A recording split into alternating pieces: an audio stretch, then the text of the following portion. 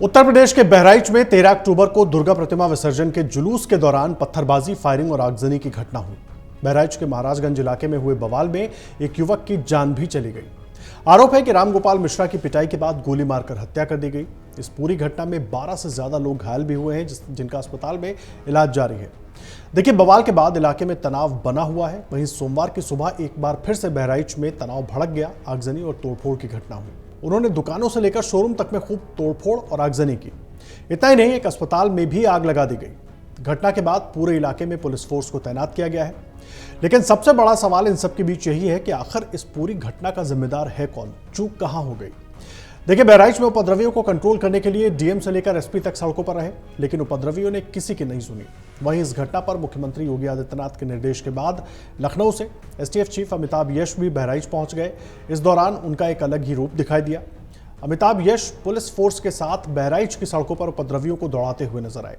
उपद्रवियों पर काबू पाने के लिए अपने हाथ में उन्होंने पिस्टल ली रखी थी। उनका ये वीडियो अब सोशल मीडिया पर भी खूब वायरल हो रहा है। आप भी जरा इस वीडियो को देखिए।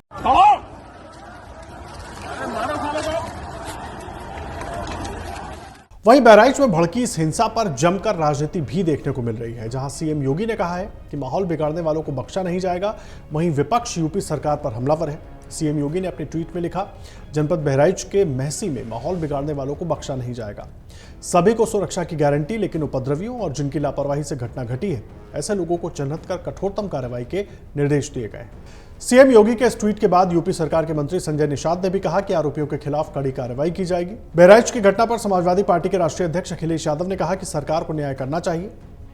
इसके साथ ही उन्होंने आरोप लगाया कि प्रशासन की चूक की वजह से ये घटना हुई है। सबसे पहले तो मेरी अपील होगी कि जो पक्ष उसमें हैं, सभी लोग कानून व्यवस्था बनी रहे, उसी दिशा में काम करें। जो घटना हुई है वो दुखद है, और किस कारण हुई है प्रशासन, शासन और हमारे प्रेस के साथी आप सब जानते हैं। सरकार को न्याय करना चाहिए। एक चौकी इंचार्ज या वहां पर मौके पे कोई और छोटा अधिकारी हट जाए, उससे कानून व्यवस्था नहीं संभलेगी। जिस समय ये प्रोसेशन निकलने का काम शुरू हुआ, कम से कम प्रशासन को इस बात का ध्यान रखना चाहिए था कि जो प्रोसेशन निकल रहा है उसका रूट क्या है, रूट पे पूरी सुरक्षा है कि नहीं है, पर्याप्त पुलिस है कि नहीं है, और उसके साथ साथ उन लाउड स्पीकर्स पे क्या बजाया जा रहा है।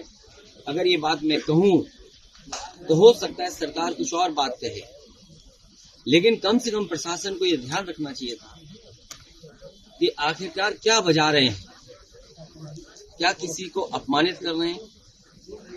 तो ये पूरी जिम्मेदारी शासन की, सरकार की थी।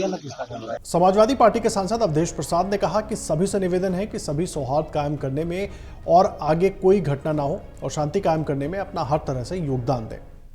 ये बहुत ही दुखद है और दर्दनाक है और बहुत ही संवेदनशील है। इस मौके पर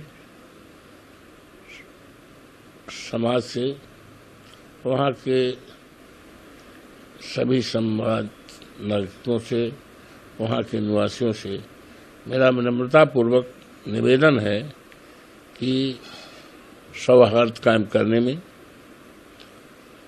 और आगे कोई घटना न हो, शांति कायम करने में अपना हर तरह से योगदान दें।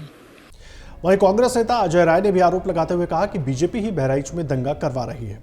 इन्होंने पुलिस के द्वारा एक हत्या कराई गई है कल लखनऊ के अंदर, यही सब चीज़ें बनारस के अंदर लाठी चली है, अभी बहराइच के अंदर दंगा करा रहे हैं। तो ये पूरी तरीके से भाजपा के लोग इसमें शामिल हैं और भाजपा की जंगल राज कायम है सरकार। कांग्रेस नेता प्रियंका गांधी ने भी राज्य सरकार से हिंसा रोकने की अपील की है। प्रियंका गांधी ने अपने ट्वीट में लिखा, बहराइच में हो रही हिंसा और प्रशासन के निष्क्रिय होने की खबरें अत्यंत दुखद और दुर्भाग्यपूर्ण है। मैं प्रदेश के मुख्यमंत्री जी एवं राज्य प्रशासन से अपील करती हूं कि त्वरित एक्शन लेते हुए जनता को विश्वास में लें और हिंसा रोकें।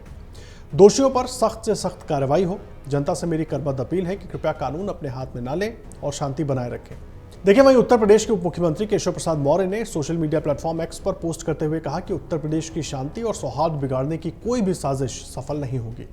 दंगाइयों को संरक्षण देने वाले एक बार फिर से सक्रिय हो रहे हैं, लेकिन हमें सतर्क और सजग रहना होगा। प्रदेश के उज्जवल भविष्य के साथ खिलवाड़ नहीं होने दिया जाएगा।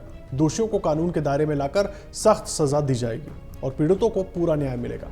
सभी नागरिकों से शांति और धैर्य बनाए रखने की अपील करता हूं। तो देखिए, किस तरीके से राजनीति हो रही है वो आपने देखा, लेकिन हम आपको बताते हैं कि आखिर पूरा मामला क्या था और कैसे बहराइच में हिंसा की आग भड़क गई। दरअसल 13 अक्टूबर की शाम बहराइच के महसी तहसील के हरदी क्षेत्र के महाराजगंज कस्बे में समुदाय विशेष के मोहल्ले से दुर्गा मूर्ति विसर्जन यात्रा निकल रही थी।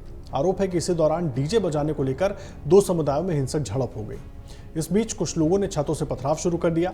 विरोध करने पर फायरिंग कर दी, जिसमें रामगोपाल मिश्रा नाम के युवक को गोली लग गई, जिसके बाद उसे अस्पताल ले जाया गया, जहां डॉक्टरों ने रामगोपाल मिश्रा को मृत घोषित कर दिया।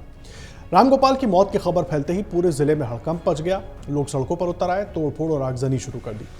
भीड़ को काबू करने के लिए पुलिस को बल प्रयोग करना पड़ा। बहराइच में जारी उपद्रवियों के तांडव पर ताबड़तोड़ एक्शन भी हो रहा है। युवक की हत्या के मामले में 6 लोगों के खिलाफ नामजद मामला दर्ज किया गया है, जबकि 30 से ज्यादा लोग हिरासत में लिए गए हैं।